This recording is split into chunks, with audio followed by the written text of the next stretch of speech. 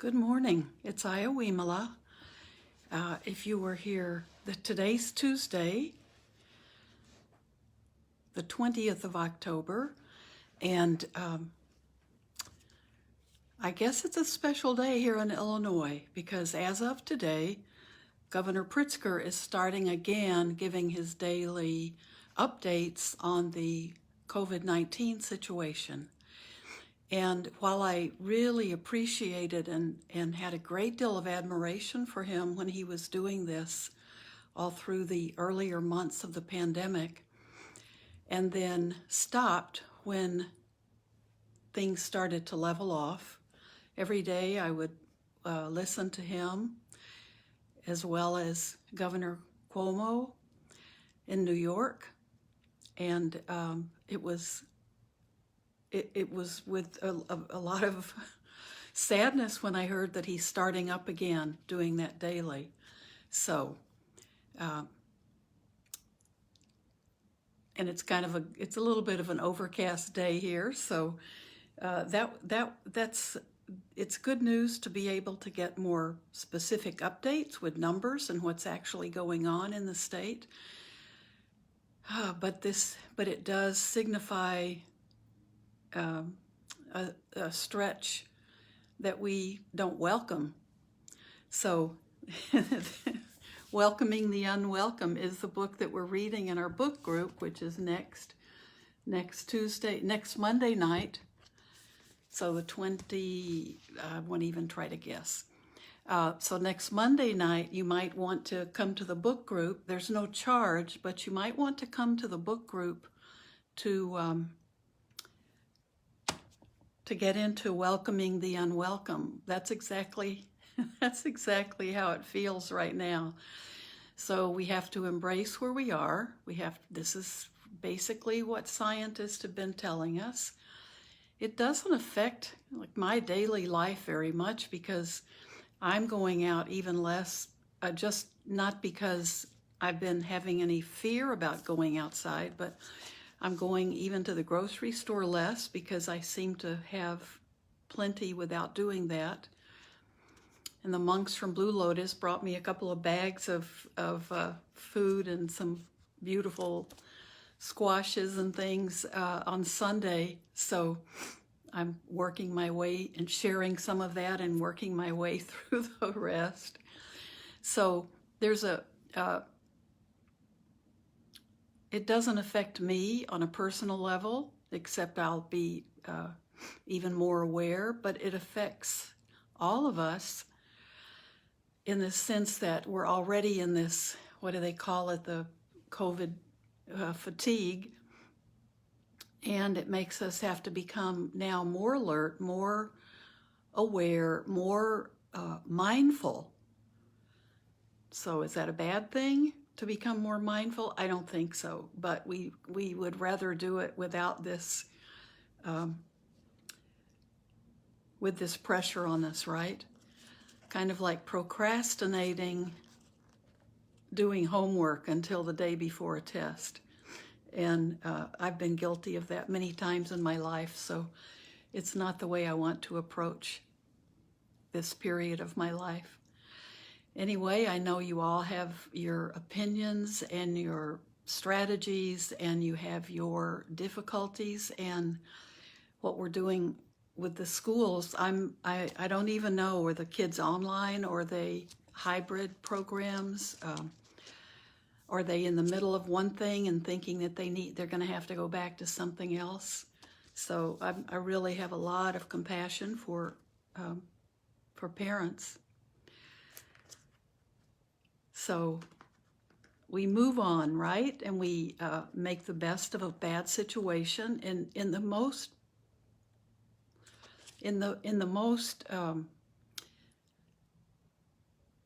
down-to-earth sense. We make the best of this difficult situation. This is samsara. This is part of the world that we were born into. And we usually keep being born over and over into this world because we can't let go of it. We're still grabbing at it. We still want it. And we want it because of all the beautiful things and all the passion excuse me, I choked on that word, all the passion. And reading Ajahn Thanasaro's article that I posted on Facebook yesterday, that passion he equates as the opposite of equanimity. But for many, many, many of us, and especially at certain times in our life, we would almost all say that passion is worth coming back. And that's not just like sexual passion, that's just passion with life and passion with the drama and the adventure and the adrenaline and loving everything about the earth. You know, that love can get us into this cycle over and over and over again until we're ready to let go of it. So this pandemic is part of that. So this is when we get a taste of, okay, what do we really, let's make the most of this really difficult time, and what is it we're really getting out of this?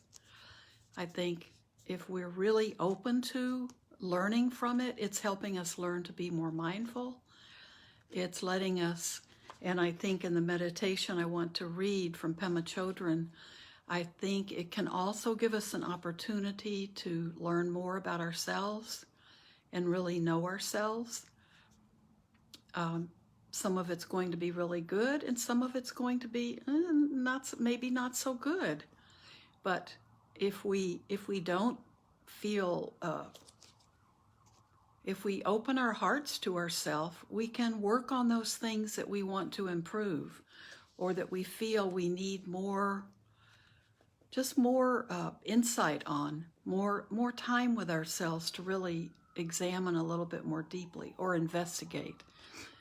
So investigating, we can look at it, and then we can put it away for a while, and we can bring it out and look at it when we need to.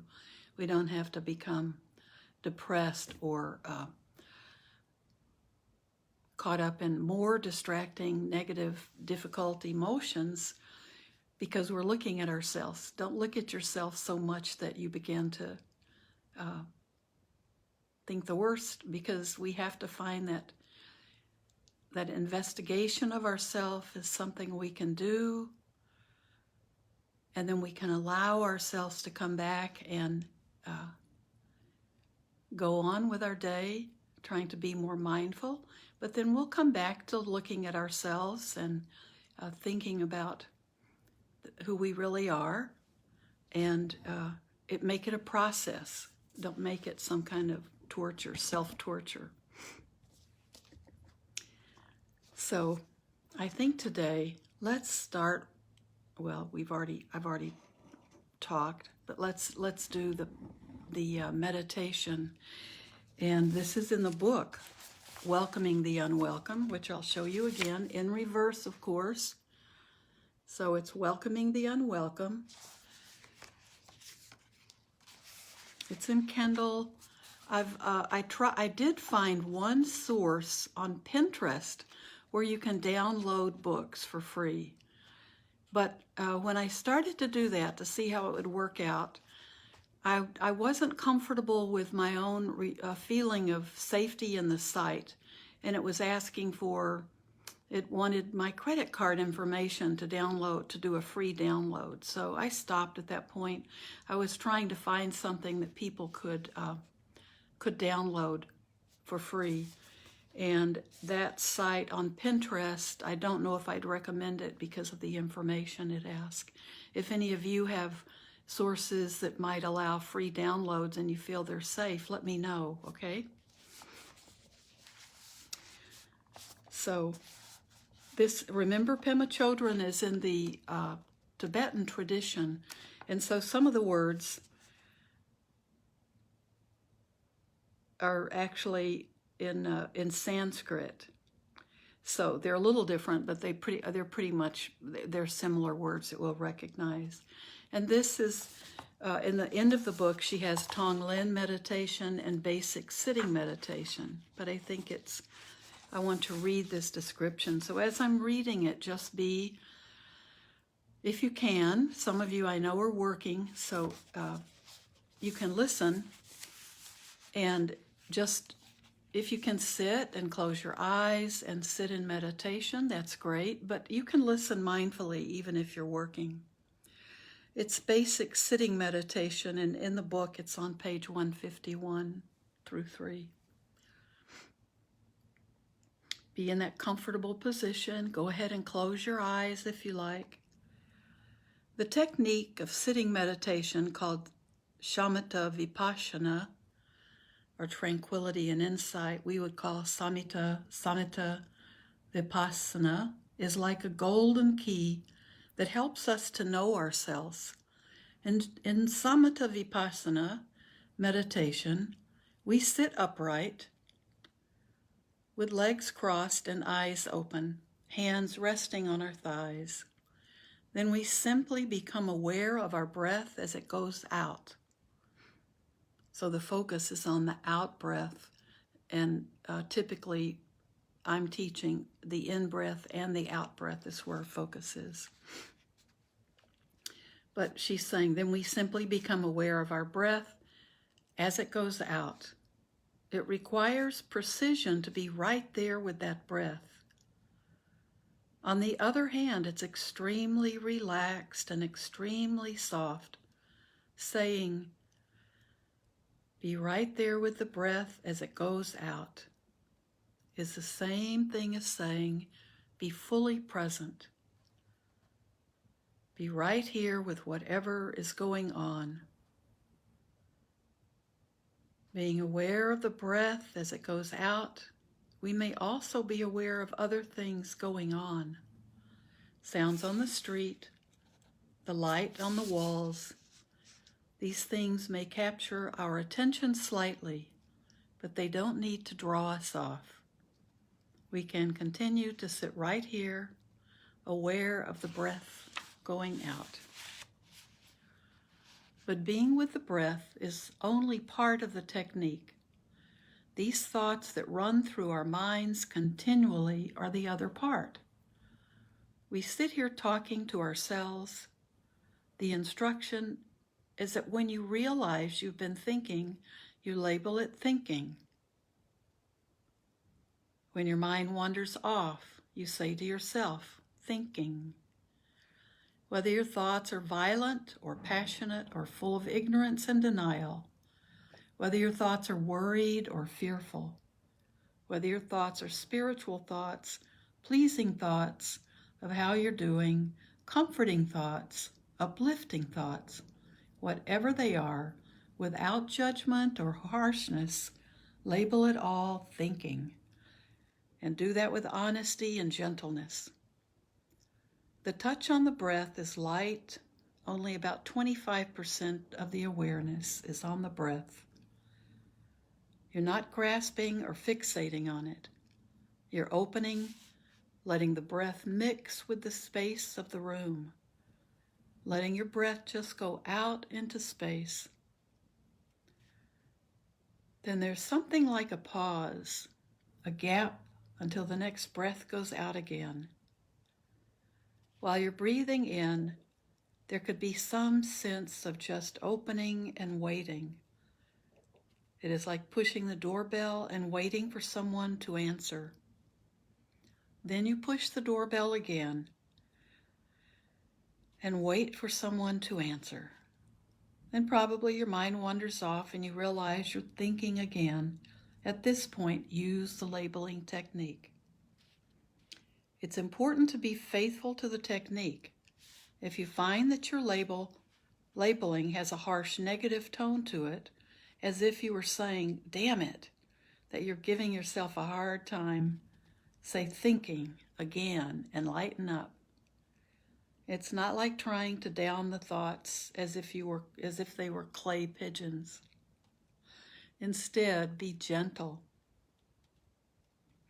Use the labeling part of the technique as an opportunity to develop softness and compassion for yourself. Anything that comes up is okay in the arena of meditation. The point is, you can see it honestly and make friends with it. Although it is embarrassing and painful, it is very healing to stop hiding from yourself. I'm going to read that again. This is what caught my eye this morning. Although it is embarrassing and painful, it is very healing to stop hiding from yourself. It is healing to know all the ways that you're sneaky, all the ways that you hide out, criticize people, all the ways that you shut down, deny, close off, all your weird little ways. You can know all that with some sense of humor and kindness. By knowing yourself, you're coming to know humanness altogether. We are all up against these things. We are all in this together. When you realize that you're talking to yourself, label it thinking, and notice your tone of voice. Let it be compassionate and gentle and humorous. Then you'll be changing old stuck patterns that are shared by the whole human race. Compassion for others begins with kindness to ourselves.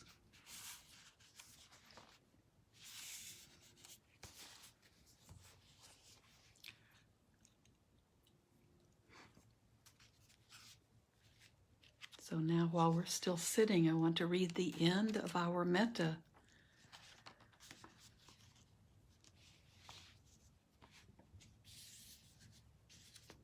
Our goodwill practice.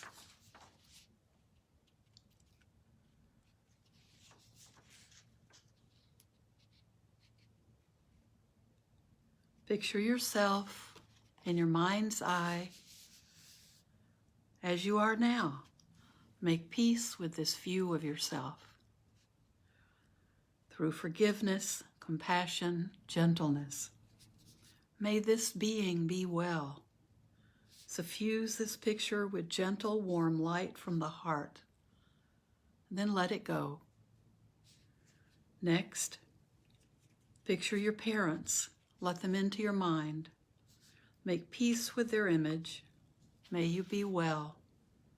Bathing them with soft light, with gratitude. Observe thoughts arising. Memories of yourself as a child, perhaps something painful, or something you have never made peace with. Let it be in the mind, out in the light. Then bring up an image of your daily situation, at home or wherever, with the people it involves. People you like or dislike, feel conflict with, love, fear, or worry for. May these beings be well. Put aside aversion, fear, worry, guilt. At this moment, allow yourself to be kind. Think of someone you know who is having a difficult time. Send these feelings of kindness towards them. Breathe in light, breathe out, wishing them well. Gradually open up more and more from the people you see every day to nobody special, and even those for whom you have hardly a memory. Recognize them as human beings with ambitions, hopes, problems, anxieties, joy, just like you. Give them some life in your perceptions. And even more remote, acknowledge all the people you can conceive of in this world. This may be a faint feeling, but open up the heart to allow them into consciousness, to be felt. See what the mind does, how it reacts indignantly about some people.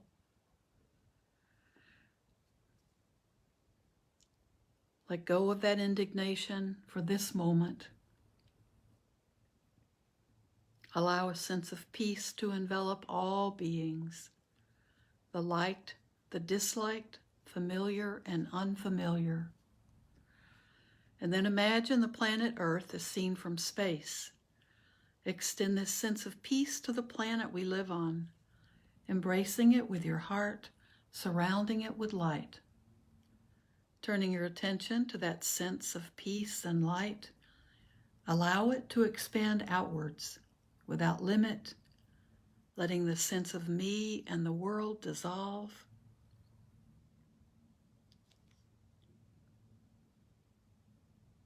Then turn your attention back in towards itself, upon the feeling of knowing the screen of the mind, the place where images arise. Let it be quite empty or full, choiceless, being illuminated by the soft light from the heart, light from the breath, warm, gentle, beginning, letting go, patient kindness. Gently come back to the rhythm of the breath, and when you are ready, slowly open your eyes.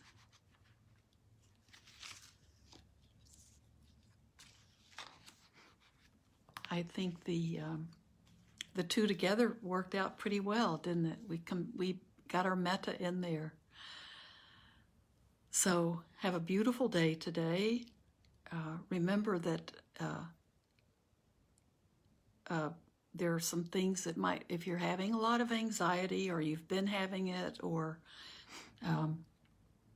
it's triggered, a body scan is a wonderful way to calm the body, because what we need to do when we feel anxious is to come back into our bodies, because we're all over the place when we become anxious.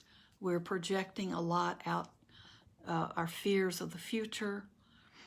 So try a body scan. Try yoga nidra. It's really good. And then you can have that sense of even a deep rest. Go on YouTube and find a yoga nidra, or on a podcast, find yoga nidra. You don't need to watch anyone, but come back into your body. This is not a time for us to be leaving our bodies and floating around. This is when we need to stay grounded.